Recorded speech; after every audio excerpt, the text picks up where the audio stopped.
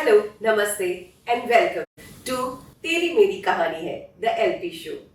इस सीरीज में हम लक्ष्मीकांत जी और प्यारेलाल जी के वर्किंग स्टाइल के बारे में बात कर रहे हैं। हमने पहले सुना कि किस तरह से म्यूजिक की उन्हें पहचान थी और वॉइस क्वालिटी का भी उन्हें बहुत ध्यान था। आज के इस एपिसोड में हमारे साथ एक स्पेशल गेस्ट है। ये बहुत बड़े सेलिब्रिटी हैं, बहुत शानदार गाने इन्होंने गाए हैं और इनसे हमें एलपी की वो कहानियां सुनने को मिलेगी जो शायद उनके फैमिली मेंबर्स को भी नहीं पता, क्योंकि इन्होंने स्टूडियो में उनके साथ बहुत काम किया है। तो right from the studio raw stories आज हमें मिलने वाली है लक्ष्मीकांत जी और प्यारेलाल जी की। इन्होंने अपने करियर के इनिशियल डेज में लक्ष्मीकांत जी प्यारेलाल जी के साथ काम किया और उस दौरान एक बहुत सुपरहिट गाना गाया जिसके बिना आज भी कोई शादी, कोई पार्टी पूरी नहीं होती है। मेरे साथ है जुम्मा चुम्मा सॉन्ग के सिंगर, अमिताभ बच्चन की आवाज कहलाने वाले महान सिंगर सुदेश भोसले जी।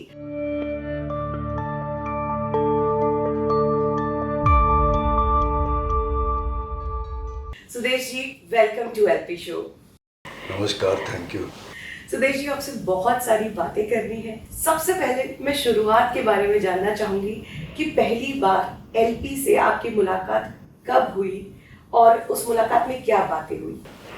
सबसे पहले तो मैं कहूँगा लक्ष्मी जी और प्यारे भाई हमारे देश के मतलब ऐसा दोनों ऐसा ट्रेजर है हमारे देश के कि मुझे लगता है कि शायद ये जोड़ी ना बनती। भले ये बहुत अच्छे म्यूजिशियन थे लेकिन ये जोड़ी ना बनती तो शायद सैकड़ों हज़ारों गानों से हम अच्छे गानों से वंचित रह जाते जी। और हमारी इंडियन फिल्म इंडस्ट्री इस नाम के बगैर अधूरी है जी। और जैसे मेरे बारे में अगर बताऊं तो मेरी माताजी तो सिंगर थी सुमन भोसले, मेरी नानी दुर्गाबाई शिरोडकर अजमत हुसैन खान साहब की शिष्या थी आगरा घराने की। लेकिन मैं 22 साल की उम्र तक फिल्म पोस्टर्स पेंट करता था। मेरे पिताजी के स्टूडियो में एन आर भोसले वो थे, उन्होंने मुग़ल आज़म, दोस्ती, झनक झनक पायलबाजी वगैरह उस वक्त में जो बैनर्स लगते थे जी वो बनाए। तो मैं 14 साल की उम्र से 74 से 82 तक सिर्फ पेंटिंग और पेंटिंग करता था। घर में प्योर क्लासिकल का माहौल होने के बावजूद भी मेरी मम्मी ने कभी बहुत कम मुझे गाना सिखाया क्योंकि मेरा पेंटिंग बहुत ज़्यादा अच्छा था। तो ये जो फिल्में थी प्रेम नगर, जूली, स्वर्णर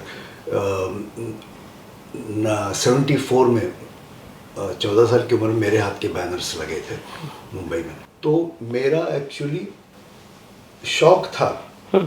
अच्छा, घर में प्योर क्लासिकल माहौल था और मुझे हिंदी फिल्मी गाने विविध भारती वगैरह सुनना बैंड था हमारे घर में, क्योंकि हम लोग गोवा से, शिरोडा गांव हमारा, कामाक्षी देवी हमारे कुलदेवता।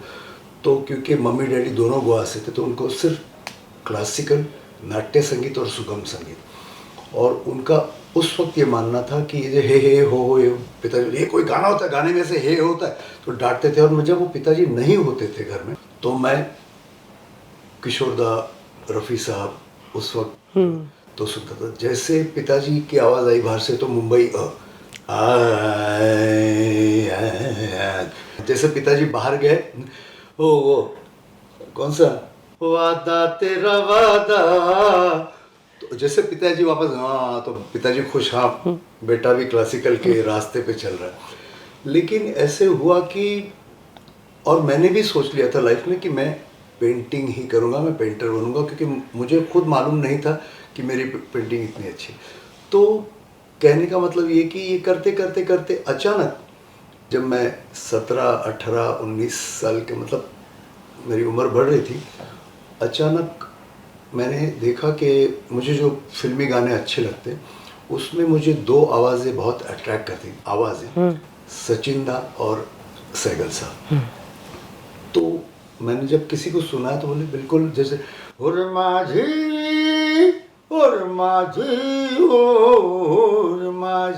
बोले यार एकदम एग्जैक्टली।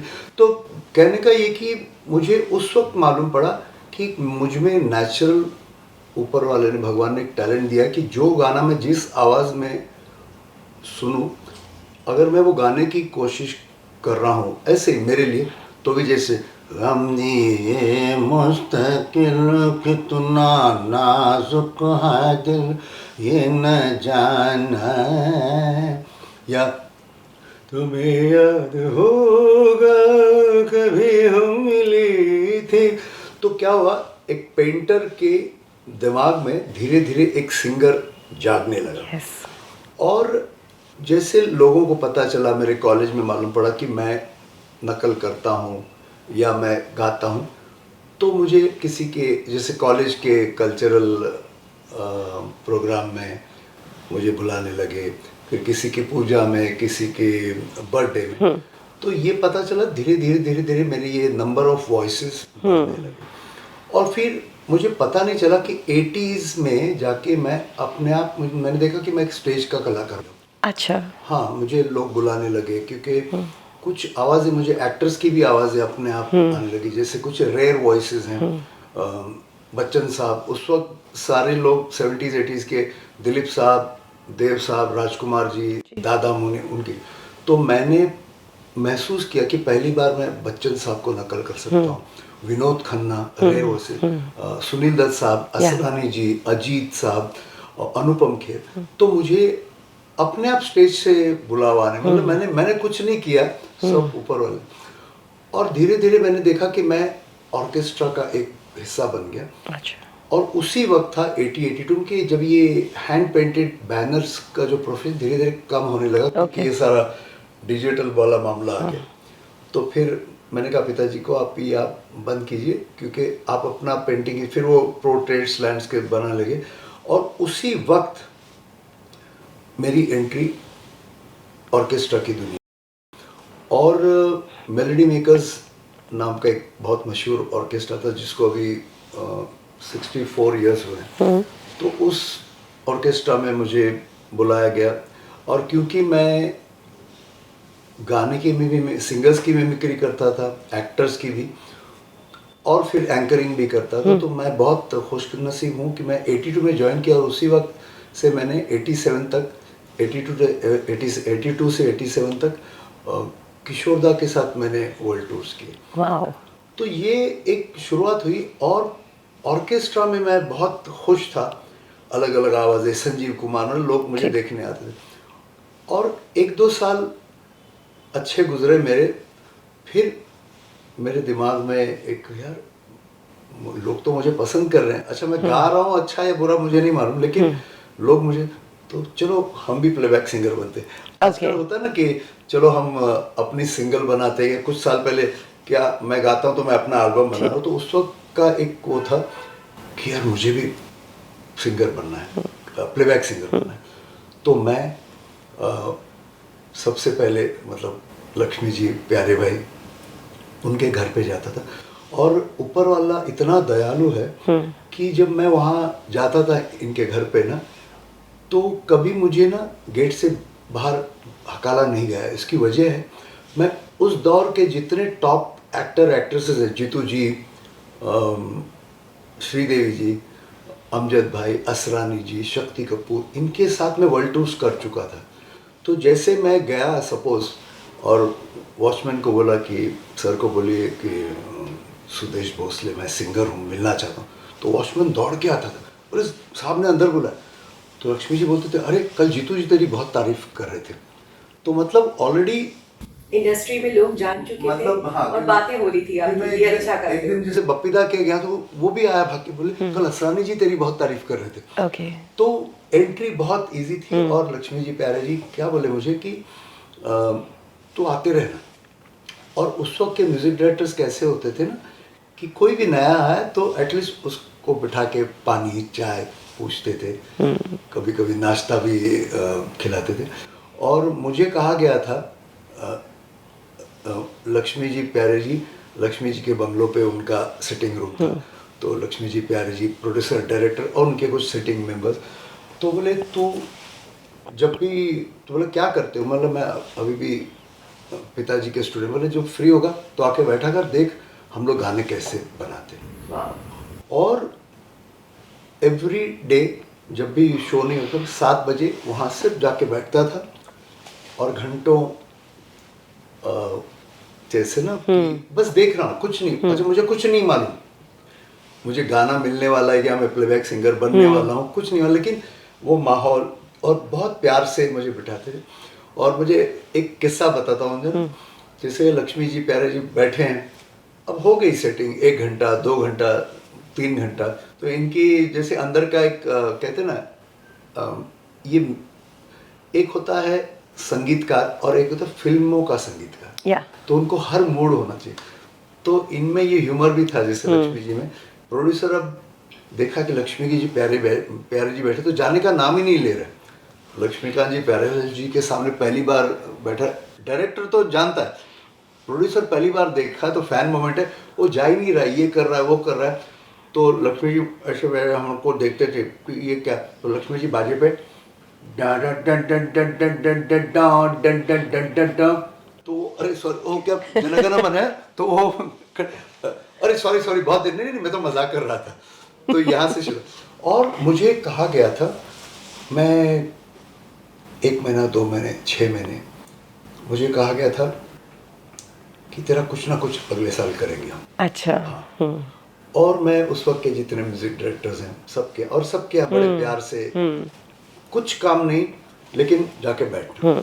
और एक दिन अचानक, और उस वक्त ना हमारे पिताजी ने एक 22,000 में एम्बेसडर गाड़ी खरीदी। अच्छा। तो गाड़ी लेके स्ट्रगल करने वाला मतलब जो होते ना उनमें से एक मैं था। तो बड़ा एम्बेसडर गाड़ी खुद ड्राइव करके तो एक दिन मैं कहीं गया था और जुहू में जा रहा था, अचानक इनका फोन आया। लक्ष्मी जी के एक भाई थे कजन चंद्रकांत जी, तो वो हमारे महाराष्ट्र के गांव के थे। अच्छा, लक्ष्मी जी के सॉर्ट ऑफ क्या ना मैनेजर सेक्रेटरी सिंगर्स को बुलाना, म्यूजिशियंस को बुलाना, वही करते थे। और वो बाहर लैंडलाइन जब था ना, तो बाहर हेलो, वो भाई ने बुलाया, भाई मतलब लक्ष्मी जी, हाँ मेरा भाई याद कर रहे हो, जल्दी पहुंच जाना, ऐसे ही टोन में गांव के स्टाइल में।